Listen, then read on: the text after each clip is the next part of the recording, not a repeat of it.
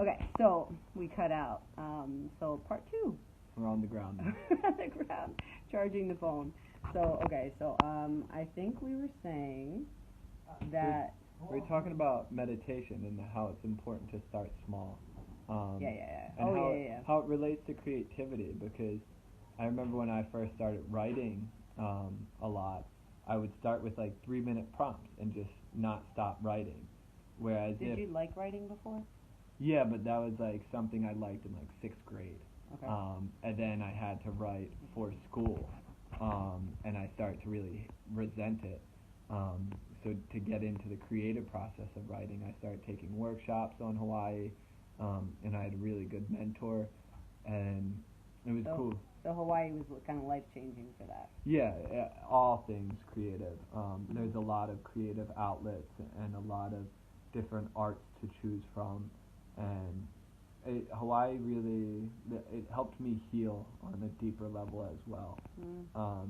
Like I said, I was diagnosed with bipolar disorder. How old? That was 5 years ago. So I was like 24. Okay. I was like just graduating college, and I moved out to California right after, and I was really going through it in California.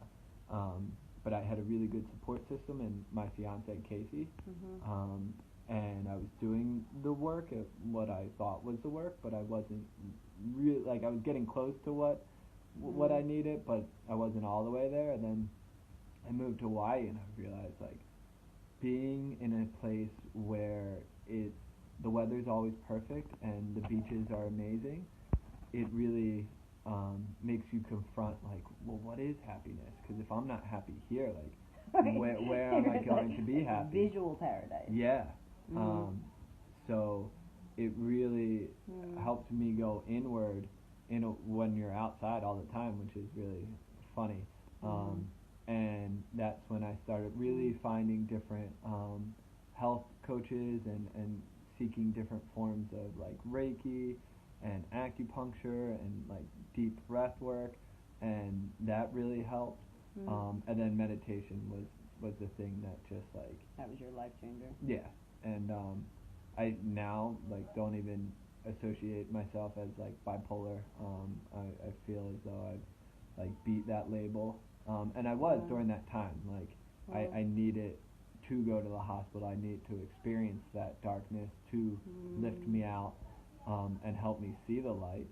But it yeah, it's something that it was a phase in my life.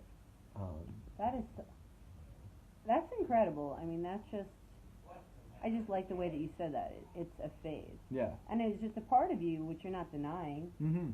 You've moved on. Like, you've dealt with it. Yeah.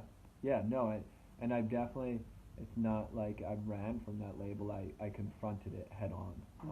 And I really, through like Kundalini Yoga, my teacher training was the biggest confrontation I had with it, where I looked the devil in the eye, and I smiled and cried back, and I tried to run, and I just would come back day after day, and I sat. And it's been an amazing journey this past year of moving home, and I'm in Philadelphia now, and back in it, and like being like, oh, why did I come home? What did I come home for? What is the purpose? And there's definitely a purpose, and I'm very grateful to be home. It's different than Hawaii for sure. But I like what you said, and we're going to cut this short soon just because I'm scared we're going to cut out again. I don't want to end the conversation, but I see it saying low network connection. I like just how you're pointing out, saying that you're not running away from anything, because I feel like when you're bringing out your creativity, when you're bringing out your true passion, you have to face it, because it's not always going to be pretty, and you're going to dig up skeletons, and you're going to dig up some history. But in order to get to that beauty, I think you have to deal with all the other stuff. It's all part of your picture. It's all part of your story. Yeah. Very true. And that's where it really began, that Create Yourself Away class. I was confronted with the angry 13-year-old James just by being asked to draw a picture. I was like, no, like I can't do this because I was told for so many years that I couldn't. And to show up and step out of that comfort zone and really push myself, it was really freeing, and that allowed me to be able to sit down on the mat.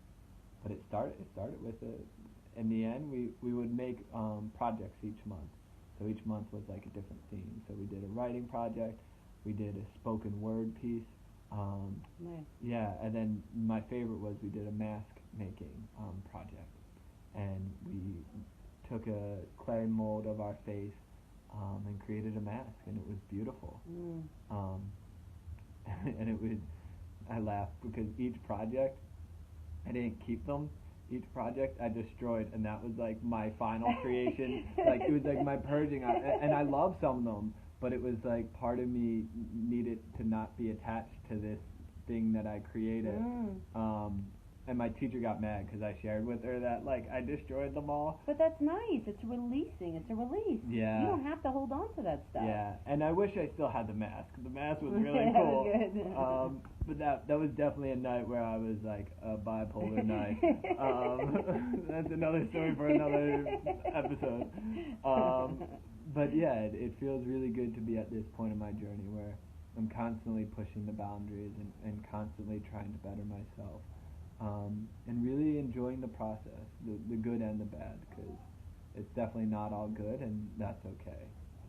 So we're going to end on that note because I think that's a perfect Thank you. end note. So James, thank you so much for being willing to jump on here. And yeah, we're going to talk after this because it's been so long. So thank you everybody for tuning in. And if you catch the replay, #replay. And if you're interested in being interviewed and joining in for a creative conversation, then just reach out, message me. So yeah, thank you. See ya. Appreciate it.